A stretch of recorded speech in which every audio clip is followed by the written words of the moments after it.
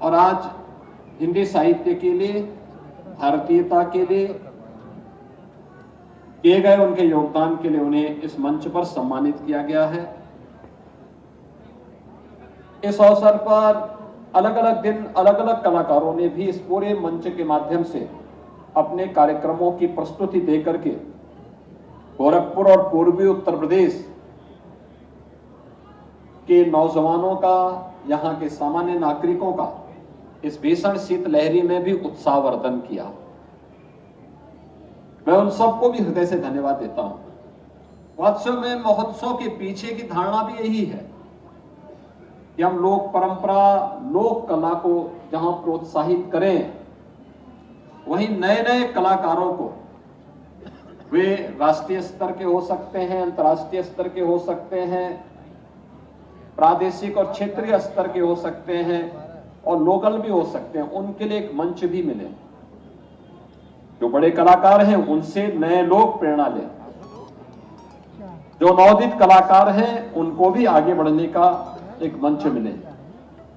लेकिन साथ साथ जीवन के प्रत्येक क्षेत्र में जिन लोगों ने कुछ योगदान किया है उनके लिए भी हम कुछ कर सकें, उनके लिए भी हम मंच दे सकें।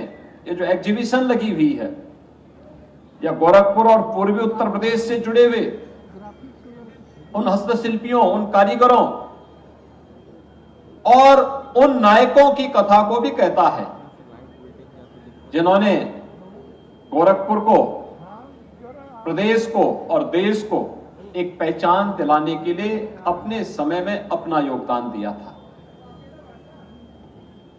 महोत्सव के पीछे की हमारी ये मंशा रही है और ये लगातार छठी बार गोरखपुर महोत्सव 11 से 13 जनवरी के बीच में, क्योंकि कल से बाबा गोरखनाथ को खिचड़ी चढ़ाने का कार्यक्रम प्रारंभ होगा और परसों मकर संक्रांति भी है। लाखों की संख्या में श्रद्धालु आएंगे, बाबा को खिचड़ी चढ़ाएंगे। हजारों वर्षों से परंपरा चली आ रही है, गरीब अमीर का भेद समाप्त करते हुए, किसी भी प्रकार के भेदभाव से मुक्त सभी लोग जाकर के बाबा के चरणों में जाकर के प्रणाम करते हैं, एक मुट्ठी खिचड़ी चढ़ा करके बाबा का आशीर्वाद प्राप्त करते हैं। ये लोक परंपरा, ये संस्कृति ही विपरीत परिस्थितियों में भारत को भारत बनाए रखी। आप देखिए ना कैसे हमारे पर्व और त्योहार हैं। परिवार में हो सकता है कि बच्चे को न बताया जाता हो अपने धर्म के बारे में, अपनी संस्कृति के बारे में, अपनी परंपरा के बारे में।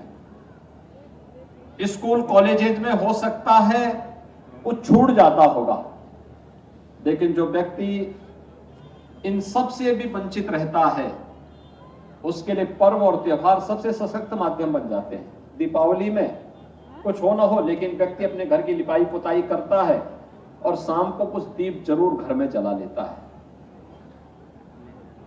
होली के अवसर पर रंगाई पुताई करने के बाद रंगों की होली खेल करके वह आपस में गले मिल लेता है।